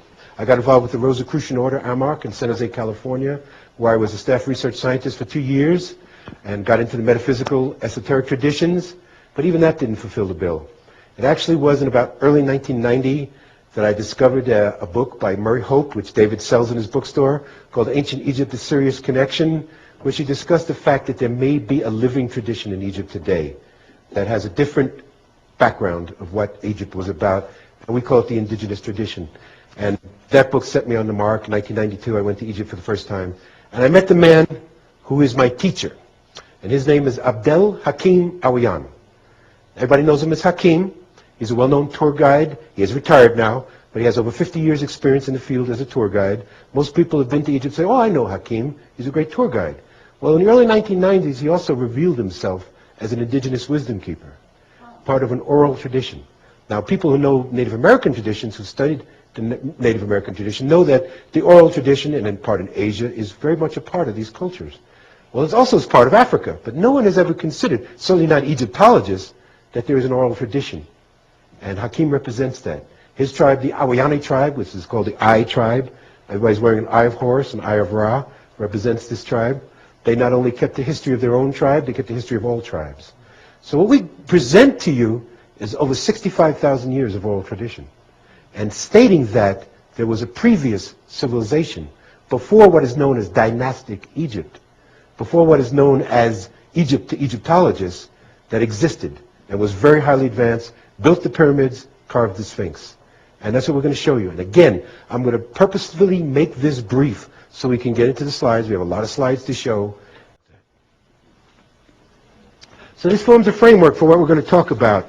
And one last thing I have to give you, because it's essential for my presentation and for Christopher's, is another. 5 is a key number.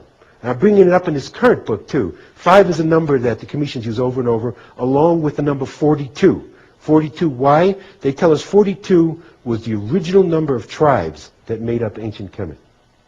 And as was discussed this morning, in everybody's presentations here, it's great how we dovetail together. Hakim's prejudice, his bias, as an Afrocentrist, is that we all came from Africa. That it all came from Africa. Africa was the beginning of humanity and the civilization. So the 42...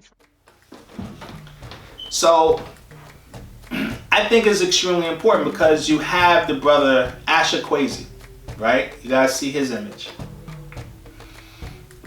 A protege of Dr. Ben, someone that Ali Muhammad doesn't like. He doesn't like Dr. Ben because he thinks he's with the Boule, whatever.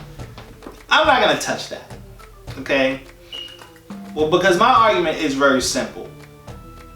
The fact that Egyptians are African is undeniable.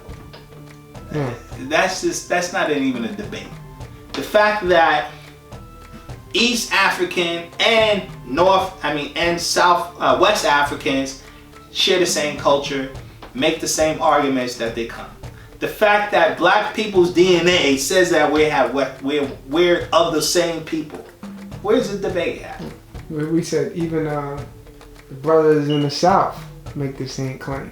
They came from the North. The Zulu. Yeah. We talked about the elder, Kwedo Mutwa.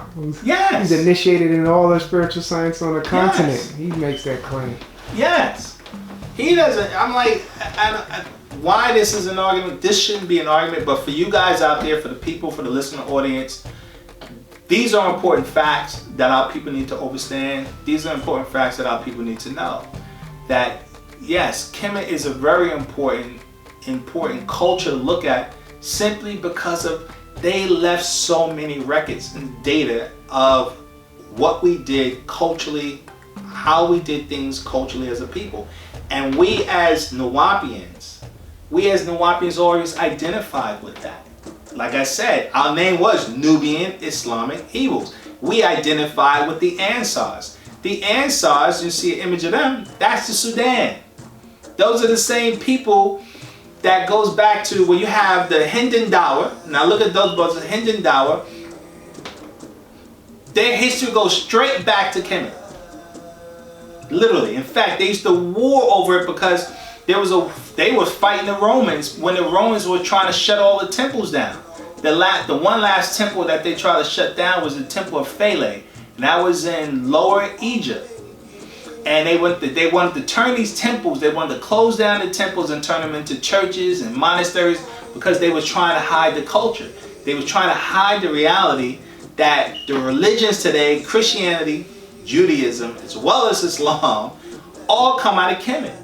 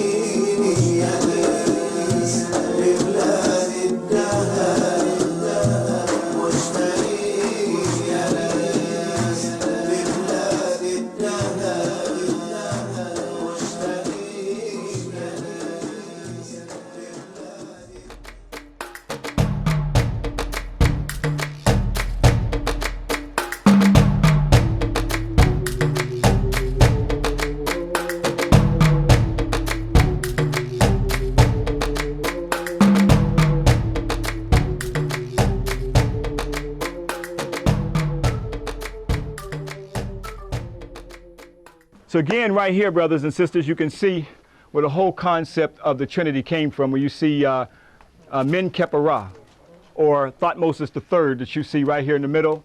And then you see Amen on one side, and Mut has been chiseled out. But this is where the Coptics came in and tried to make a cross to make you think this had something to do with Christianity. Where the concept of the Trinity was right here in the temple of Amen. And tell me what the Trinity of Amen was. Amen, Mut, and Khonsu. So here they cut them out to make you think this is in fact the cross. So if the temples were supposed to be so pagan and so heathen, as they tell us, then why would they use it as a church? And why would they copy many of the concepts from the Medu Neter, many of the stories of ancient Kemet, and then take the symbolisms to try to make it look like it has something to do with Christianity? But we are told it's supposed to be so pagan and heathen, but yet they came in and built the Coptic church right down in the temple. Because this is the beginning and the foundation of spirituality until it was changed over to a Western concept of religion. And you're on the front line. You're the soldiers out here. You're out here in the field doing field work. So you see how massive this temple is now. Right now we're in the shrine of Makari Hatshepsut. She was the queen pharaoh of the 18th dynastic period, who ruled ancient Kemet, who protected ancient Kemet during her time. You're going to see her funerary temple day after tomorrow, just to see how serious a sister that she is. Although some who did not respect the sister, now some say it was Thutmose III. We have no record of that, but if we look back and see that it may be others who may not appreciated her and chiseled her out. But you see the ankhs representing baptism. This is where the concept of baptism came from. So you see the ankhs where she's been baptized by Haru and also by Tahuti, showing the earliest concept of baptism right here of Makari Hatshepsut, a serious sister during the 18th dynastic period who protected Egypt during her time as well as ruled the throne of all of Kemet. Now we're going to come down here a little bit. Mem is a form of Amen. Now you can see the erect penis of Mem, showing that circumcision was already known by African people long before Abraham.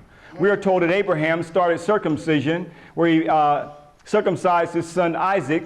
If you be a Jewish or Christian, Judeo-Christian background, if Muslim, it was Ishmael. But circumcision was known in Africa thousands of years before Abraham. And even if you look at the old Greek freaks, in fact, they didn't even have a penis, much less they weren't, as you can clearly see, they weren't even circumcised. This is the god Apollo of the Greeks. Okay, you see it as, and look at the size of Mem's penis and the Greek's penis. You see that that's why they got a lot of problems today. You see, so clearly you can see the penis, again, in ancient Kemet coming out from the navel. Now, do you see the X on Mem? Again, showing his arms straight up, showing resurrection. So symbolically saying resurrect from the dead, giving life and resurrection. So the erect penis also represent resurrect. Now let's get into this a little deeper.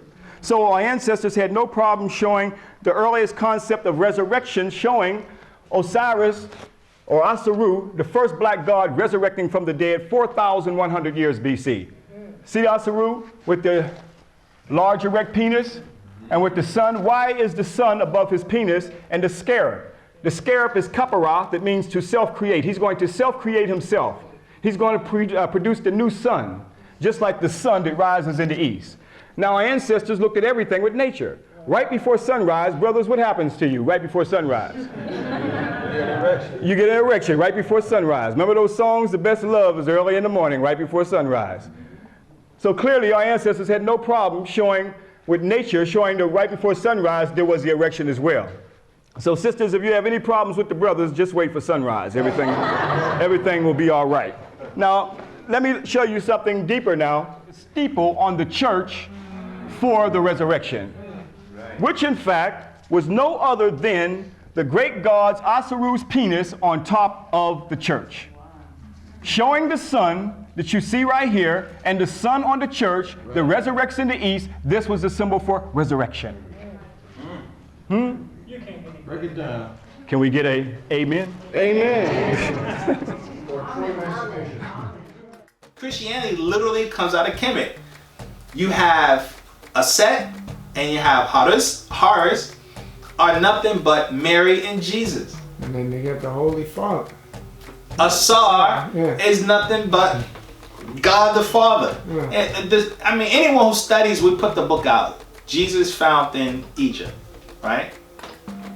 So anyone can see that book. And if you, I don't know if it's on Scribes or not, if anyone can read that, but that book is pretty straightforward and clear. But black people, I don't think we should be attacking anyone who identifies with our ancient Egyptian culture and origin, because the culture is extraordinarily important. It's so important. You know, I think one of the arguments, let's say, especially with someone like the brother Ali, is the fact that because he's not into spirituality, and that's all Kemet is about, the resurrection. I find it odd because he loves the Honorable Elijah Muhammad, and Honorable Elijah Muhammad always talk about the resurrection. It's one of the most important things is his whole mission. He was here to raise the mentally dead. The mentally dead, which is what we stand on, right? Yeah. So, but people, it's what does that mean? Yeah. Mentally dead. And when we say mentally dead, we're talking about a spiritual mental resurrection, because the mind is the spirit. Your mind is your spiritual essence. The mind is of the spirit, because the mind is energy. And we don't make a distinction between the mind and the physical composition. Yeah. Living Caucasian culture, we've been taught to think that the mind is the brain, is the body. Yeah, because they're materialists. Now, and Kemet, Egypt, focuses on these principles about our true origins, that we are celestial people.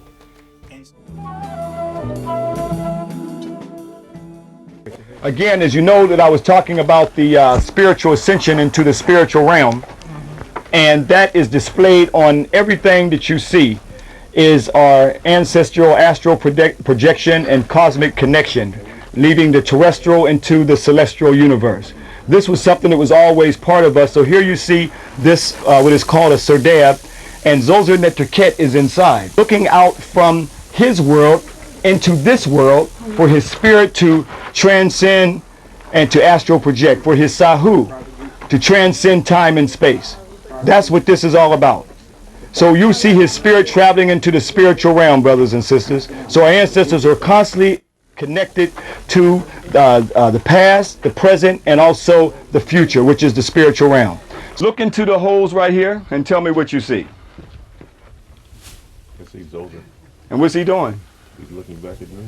He's looking back at you. Looking back from the world from the past of our ancestors to the world of the present, showing that it was two realms. Our ancestors did not have a concept of death.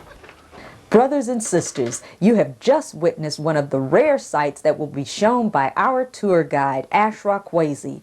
Let's now go to the Pyramid of Unas, where he'll show us the world's first religious text carved in stone.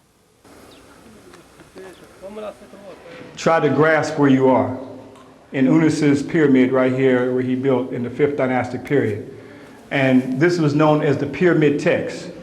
We know the coffin text. We see that there were many writings of our ascension into heaven. Some of the earliest writings known in Per-em-Heru, that Wallace Budge translated to the Book of the Dead. Why was Wallace Budge calling it the Book of the Dead? When they came in and robbed the tombs, they were actually taking the scrolls out of our ancestors' hands, and they said the Book of the Dead because they were robbing from the dead. That's how it became Book of the Dead. But in the pyramid text at Unas right here, it's about his ascension into heaven. See the stars up above? Yes. So, how could this be looked at as pagan and heathen? The only way this is going to be looked at as pagan and heathen for you to denounce this, but this is the origin of our spirit called the Sahu, the spiritual body to ascend into heaven. Keep in mind, are we grasping the time period? Yes. Over 4,000 years ago, the Sahu, the spiritual body of Unas, ascending into heaven. astrotheology, as we call it today, spiritual realm. This was his sacred sarcophagus out of granite stone. This granite stone we're going to see when we go into Upper Egypt and Aswan, where they quarried the hardest stone. This is where the king's chamber was made out of hard granite stone in the sarcophagus of Unas. Is that the tomb? This is the actual tomb of Unas, where he was buried at. Of course, his sacred site has been desecrated. His body has been desecrated. His tomb has been ravaged by the tomb robbers who come in. But let me see you go to Europe and dig up some ancient sacred burial sites of Europeans and see how far you go. Because if it belonged to Europeans, they wouldn't desecrate it. So we as Nuwaupians have made it very clear it's important for our people to study Kemet, to acknowledge that particular origin, because the evidence is incontrovertible. No matter how many times the Caucasian tries to make this argument that the Egyptians are Caucasian or Nordic, I don't even know why we're even having those discussions, even talking to them. I don't even think it makes sense.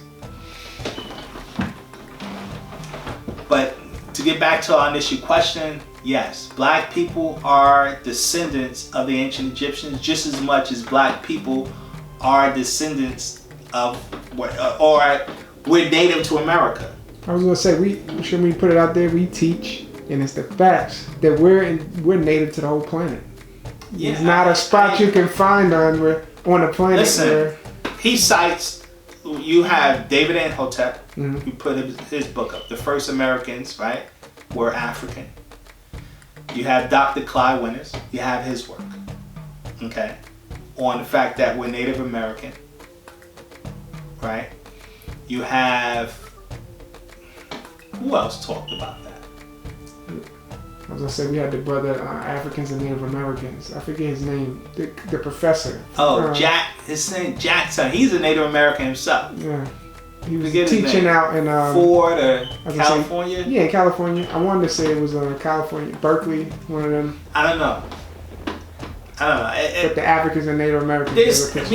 There's arguments that ancient Egyptians were coming to Native America, to the West. Now, Ali Muhammad teaches that the black people from the West colonized and created. They colonized at North Africa and set up Egypt. They set up Samaria. I'm not gonna touch that. I don't know where you get that from. No one teaches that. I'm not gonna touch that. I mean, that's an interesting concept. That's all I can say.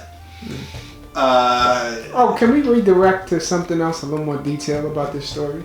I remember us, I don't know if you want to touch on it, I remember us talking about more detail of how we know that we are descendants of ancient Egyptians by the migrations.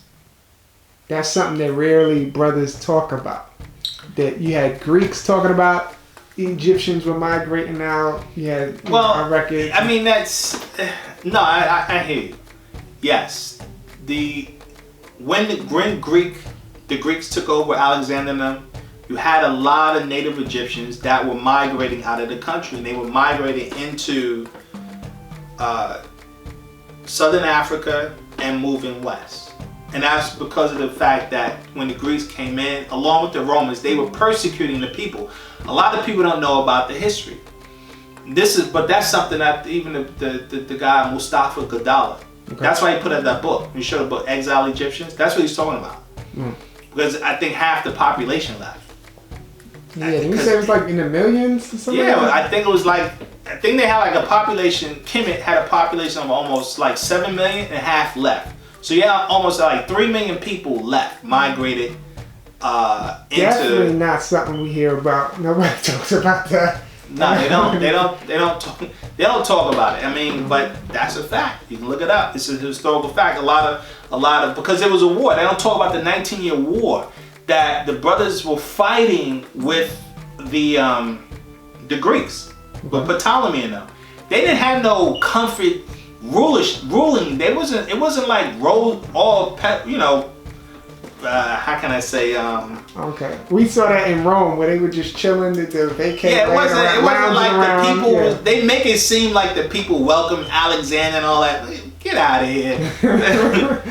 The brothers had issues. Not to mention, when the Greeks came in, they came in with that Caucasian culture. They started taxing the people. They started doing all kinds of, craziness. So the people rebelled, especially the brothers that was in Upper Kemet and Debus. That's where all the fighting was taking place. And the brothers almost took the country back. This 19-year-old war, they almost took the whole country back, literally. And then the Greeks got help and whatever, and they finally kicked the brothers out. And it was persecuting our people, persecuting them hard times. So a lot of people left. They migrated, and plus they were taxing them to death. That was another thing. So a lot of people migrated out of Kemet and went into southern Africa and migrated west. And this is why you have a lot of brothers, a lot of tribes in West Africa sitting there saying that, yeah, we actually migrated from east to west. What do the descendants of African slaves in the United States have to do with these ancient Africans in Kemet or Egypt? Well, it's important for any group of people to have a sense of, or to have the ability to answer three questions about themselves. And these questions are Booker T. Washington Coleman, a Washington, D.C. historian's questions that he uses in organizing his educational experiences for children. He says every human being ought to be able to answer the question, who am I? Where in the world am I? How in the world did I get here? Now, most well-developed nations spend millions, maybe billions of dollars answering those questions for themselves. That's why you have Smithsonian Institution for the United States. That's why you have libraries. That's why you have universities that invest in history departments and so forth. African people have almost forgotten, because we haven't had the resources to take care of that part of our existence. It is the knowledge of one's history that gives a strong sense of belonging and identity, which provides the basis for group unity, which provides the basis for political and economic power. What is the connection, the genetic connection, the cultural connection between the Africans who are now in the United States and those of ancient Kemet or Egypt? Well, it's fairly clear that the pattern of movement of people on the African continent, and it moves from... we'll go to the map. It moves from beginnings here in the Nile Valley beginnings, okay, where the Nile River actually starts right here, and it will go down here, joined by another Nile, the blue Nile coming from Ethiopia, the white Nile coming from here, joining here and coming this way. So the migration pattern of human beings was down this river into Egypt, and then there were migration patterns over into West Africa many times, and some of the time the migration actually went from Egypt into across the top of the Sahara and into these parts. And we believe there are people here now who are quite similar, and probably, as was said in the book by Felix Du Bois, Timbuktu the Mysterious, they're probably both the culture and the genetic descendants of the people of Egypt, and they're the Dogon people here in Mali. Let me ask you to go over that again, just to make sure that we get all of it. Okay, early man begins here in this area somewhere. And we're talking about the cultural connection, the genetic connection. We're talking about the people first, the genetic connection, and then of course they carry their culture down the river. These were black people here. They carried their culture down the river before they went out and populated the rest of the earth. Then, of course, they migrated not only north, but they also migrated from here out into parts of West Africa, into the south. They then also migrated from Egypt, which is here, or Kemet, as we should call it, across the Sahara into areas of West Africa. Mali would be a case in point. Okay. Now, some African-American parents will say our children are maiming each other. Our children are on drugs. And here you are talking about ancient African history. Why is this relevant? How do you respond to that? It's one of the major pieces. It's not the only piece. You can't say that if someone takes a course in chematology that they will stop drugs tomorrow. But you can say that if a group of people has no sense of being a part of the historical world, that is, if we see ourselves as mere spectators, that we just sat on the sidelines as the march of humanity went by, that has an effect on how you live your life. And one way we know this is that we watch what happens when children and adults learn this information about African people. The difference in attitude, the difference in self-esteem, self-concept, self-image, you can almost see those things change before your very eyes. What are you seeing? Okay. I know that's like you have Tony Browder. Okay. Because he's excavating one of the sites in Kemet, and he said he found a Sankofa symbol, which is a West African symbol, in one of the temples in Kemet, from one of the tombs of from the 25th dynasty when Tahaka and them were ruling. So he said he's still working on it, but he did say that he found some symbolisms, right, that he believes that came from, you see this symbolism in West Africa. Gotcha. So it's to show that connection that, yeah, there was a migration. So he makes that argument, Tony Browder. First of all, and these are all people of Dr. Ben, because Tony Browder comes up out of Dr. Ben. Okay. Asher Quasey comes up. The interesting thing though about these brothers, they actually put in the work, go in there themselves. It's not just far-fetched. They put in the field work. Yeah, it ain't armchair research. These brothers put in hardcore field work. And don't get on us, because I know people like to always cite how the master teacher dogged out Dr. Ben and call him blah blah blah blah blah. Listen, we got a picture of Dr. Ben up now in our lecture hall in Brooklyn, New York. So it's not that we don't honor the brother, but for anyone who want to bring that up, that the master teacher made that derogatory comment about Dr. Ben at the time, is because of what's going on now. All this division over these cultural concepts. Whether you got who you have. You have when we talk about Shaka Atmos. You got Shaka Atmos fighting Jabari, and Jabari debating Fodishi, and the Amara squad is debating, all of them, and I mean it's Seti got his own thing. They got Seti over here, all these brothers from Kemet, they all got these variant ideas and concepts, and it's just more division. Anybody that knows the box of Pandora in ancient Egypt know that there was 1 million gods for each dynasty. Every time a dynasty came, there was a new bunch of gods. So now what would happen to us as a people if we open that box?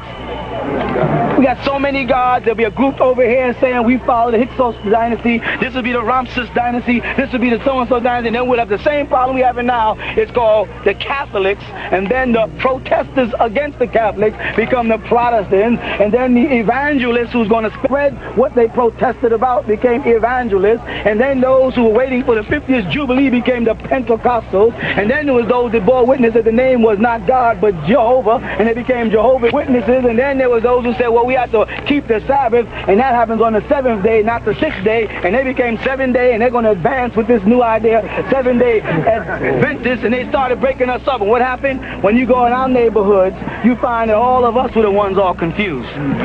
You got some black Jehovah's Witness knocking on your door, and you're a Baptist, and you're like, God, listen, I'm a Baptist, I ain't into the Jehovah's Witness stuff. Or I'm a 7-day Adventist, I don't want to hear this stuff. Divided, they cut us to pieces. Now they're getting ready to do it again, because they see that you've gotten fed up with that spook God, because you are the spook that sits behind the door. You are the spirit, you are the God, you are that thing. Don't let them, the only ones that know is the Native Americans. They're the only ones that keep in tune. Didn't you see that big eagle flying over there? Yeah. A little while ago. And when you see an eagle fly over there, that's a sign of the great soul sending his gifts to you, that something great is happening. And we know what's great is happening? Not me being here, you being here. We are one people. This is what we were taught. We are one people. And bottom line, we're one people. We have the same origins. I know brothers are trying to say that we. I don't understand how anyone can say we have different origins between an African, the brothers in Africa versus us here in the West. Whatever. We're one people. We're the same people. We have the same origins, and that's just the bottom line. And we have to get back to our original culture. We have one culture. We are an ancient people, and we have to get back to that reality that we had and shared a similar culture. And that culture was a celestial culture, which is why we identify ourselves now as Nuwaupu, right? Sabaean, those who identify the celestial orbs. Yeah, with Sabat, the and constellation. So, because yes, our ancestors knew that we came from Cyrus. We knew that we were incarnations. So there's so much more, and anyone who studies our science, Nuwaupu, they'll know the intricacies of what we're saying in regards to this subject matter. We are not a people that should be looking at our differences. We are a people that should be looking at what unifies us. No one should ridicule us for identifying with ancient Kemet, especially black people. You have white people who even acknowledge that. Because you had that Caucasian guy back in the 30s who wrote that book, God Will the Negro. Yeah. Caucasian, now think about that. And in this particular book, now we'll put it up. And I learned about this from Bobby Hemmett. That's how I learned about this particular book. And this whole book is dedicated, written in the 30s, where this Caucasian is making an argument back then that the African American is from ancient Kemet. Now, of course, Ali Muhammad hearing that would say, well, that was a plot of the Freemasons. That's a whole nother story. Why Freemasons are so interested in Kemet. That's a whole nother story. And it's a very advanced story, very involved story. Just you have to look into people like Francis Bacon, people like John Dee. These particular individuals, specifically John Dee, who was one of the advisors to Queen Elizabeth. They were studying Kemet. The Caucasians been studying Kemet for the longest. As we always taught, trying to find the master's key, the sacred word. And that brings us into a whole nother discussion, but because young Pharaoh pushes that Freemason thing and blah blah blah blah blah blah. As if they understand Masonry. He claims he's not a Mason. This is an African science. This was an African doctrine teaching, and we taught about that. Nuwaupians, we taught about. Everyone sees the image I'm always behind here. So there is a science to that, and we will address that in other discussions and other lectures. If it's in English, it's not holy. It's holy by Bill, but not the Holy Bible. Completely done by a man named Bill, and Billy is short for William, and William is William Shakespeare, and William Tinsdale, who wrote the whole Bible, wholly done by Bill, but not the Holy Bible. You understand? This is all done purposely. So when you are in the shrine and you are reading your rituals in English and can't read the Arabic language and call it an Arabic order, you are out of order. You must get it organized because it's ours. Don't think it don't exist because it does. Don't think that people who are descendants of the Prophet Muhammad, the real Sharif, and the Sayyid don't exist because I'm standing right here. And everybody that knows me know that I'm a direct descendant from Muhammad. Saying I'm nothing I'm saying today. I can trace my family from my father straight on back to Muhammad to Ali. And we still have the doctrine. And we still have the language. And we're still here to protect Isa when he comes, when Jesus is born. It is our job as the shrine of the heavenly host, we have a war. We got to fight against that dragon. The partying is over. The children we've been taking care of as a shrine is a symbolic of us taking care of that child. That's why they call it the International Year of the Child, but they're just taking care of all children. So we, the shrine, have been taking care of all the children as a symbol of preparation to take care of that holy child when he is born. And know this, are y'all with me? And notice that the dragon, Revelation chapter 12, the devil called Lucifer, they give you all his names, and Satan is waiting to devour the child. And if you go back to Genesis chapter 3, when the Harsh, his name is, the whisperer, is being cursed, what they tell you? On thy belly shalt thou go, and what? Dust shalt thou eat all the days of thy life. Snakes don't eat dust. Are you with me? Y'all with me? Praise God. You're the spirit, right? When Cain had his consonants fall because he did not do the ritual of the offerings right, you see, he got mad. He became worse, angry, because he wasn't doing it right. So I've met shriners, I'm talking, I said, well, brother, that's not the shrine. I've been in the shrine. That's not the real shrine. You an Arab, brother. That's some stuff we gave the Caucasians to keep them busy. Ain't nothing in there you learn. You want me to teach you some stuff, some real shrine stuff? Because you my brother, you more. They get mad at me. It's worth. You can't go organize your own thing. We organize our own thing. We existed since Muhammad. You're organizing your own thing. You're talking about some guy just said he got it in 1860. And we've been around doing this here since 570. 1860 versus 570. Who you think the faker is? Our shrine, we're still speaking out of it.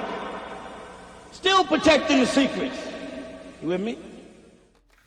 But to attack we have so many scholars that made this argument, from the brother who wrote the book Stolen Legacy.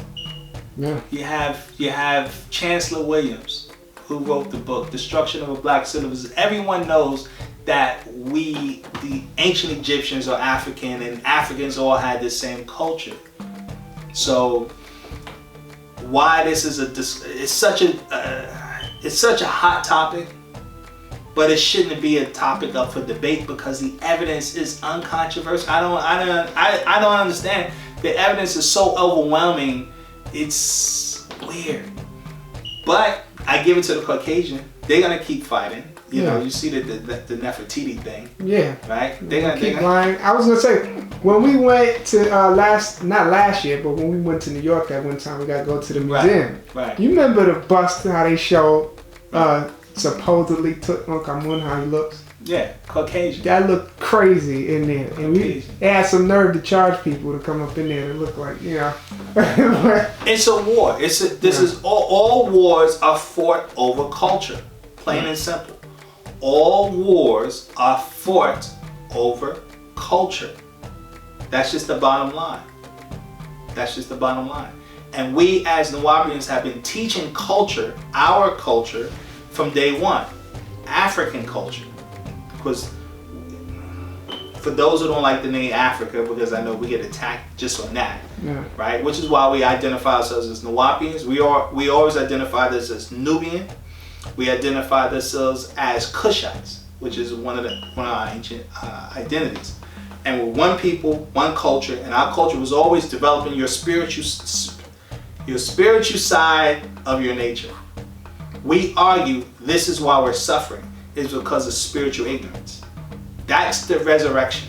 The mental resurrection is a Christ consciousness, to get back to your spiritual essence and get back to your spiritual knowledge. Once you regain your spiritual insight as to who and what you are, not just physically, but who and what you are spiritually as an interdimensional entity, then a lot of the things that are happening to us will cease to exist. We won't continue to be tricked as we are today with deceptions and lies and trickery that we fall for. So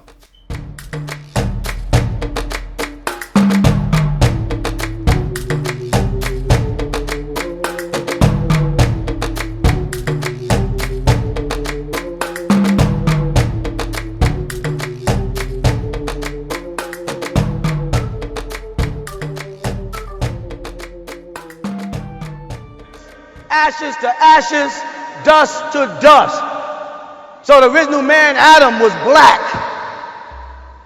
You understand? And Eve was black. So if Eve was black according to the Bible, you hear me? And God said, I'm going to put hate between your seed, devil, and Eve's seed, and Eve was black, then there's a physical devil walking around on earth with us, having children when we have children. Hear me? The difference is, as much as we aspire for peace, we'll march for peace, we'll turn the other cheek. They aspire hate, racism, killing, wars. They manufacture drugs. Now they got cartoons killing people, killing each other. Demons and gargoyles in the cartoons. But they don't want prayer in school. A boy can walk into school with a comic book called The Demons of Hell and Gargoyle, but if he has a Bible, the teacher tells him, don't open that Bible, and you better not read it in here. But he can sit at his desk and read a book on the demons. And we don't have a problem. We got a problem to work with. We got a problem to solve. And the only way we're going to solve it is where? Right inside here first. We got to solve it amongst ourselves first. We got to realize what we're up against. We got to realize that every time we turn on a television program, we are being programmed. And so is his people. But the difference is, they're the seed of the devil. Like Christ said, and he's a liar and a killer since the foundation of the earth. You understand? And they don't want you to teach that the devil is a man. They want you to think the devil is off the hot sauce bottle. That he's a little red fellow with a pitchfork, with horns. That's what they want me and you to think the devil is, when the devil is on a train with you every day. The devil is about his devilishment. He's moving through the world. He's more prominent now than he's ever been. St. Tonic Church, incorporated in 1966 in California, and who gave him his charter? Ronald Reagan. Don't believe me? Check it out. The devil, he's only afraid of you. He's afraid of this unity. He's afraid of us coming together. He's afraid of the power that we generate when we get together. As we become in one accord, we start focusing our mind on anything and start chanting on that, things start happening. Happens in the church, it happens in the mosque, it happens in all religions. It ain't got nothing to do whether you're a Christian, Jew, or Muslim. Muslims go into ecstasy as Sufis, and Christians are getting the Holy Ghost. It's the same power. It's not that. The power is in you. Because God said what? I'll breathe my spirit into you, and you became a living soul. You ain't a man, you're a living soul. He's a man. You're a spirit incarnating, and you have the power to project that energy, but you've confined yourself to the body, and in that you've confined yourself to certain places in space and time. You've limited yourself by accepting the confinement to the body, when you can think right now from here back to your house. Go to your room, go to your bedroom, and make up that bed. Walk on out the room. Walk on to the kitchen. Stop and look around. You see it? You are there and you are here at the same time. When you learn to control that mind power, you can send a powerful you, an etheric you, anywhere in the world or in the universe. In that state, you cannot die. But if they can confine you by pain and suffering and fear to a bed where all your mind is based on getting up out that bed, if you die, you are bound to that spot. You are ethically trapped in a space and time. The same way, like I said before, if I focus a video camera on you and I spun around, hit that light and spun back, that light would go into that lens and burn itself into the lens, and that light will stay there for a while and gradually fade away. The same thing happens with you in death, because you are an energy field. The physical part of you makes the light. You understand? The soul of you is in darkness.